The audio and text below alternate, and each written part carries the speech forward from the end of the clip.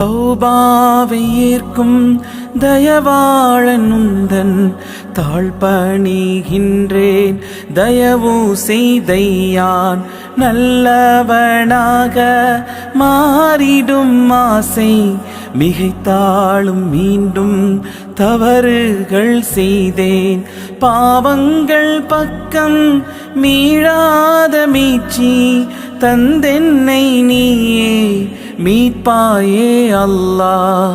ஓரெட்டு நகர்வின் 18 விரைவேன் என்று பகர்ந்தாய் என் அன்பு எஜமான்.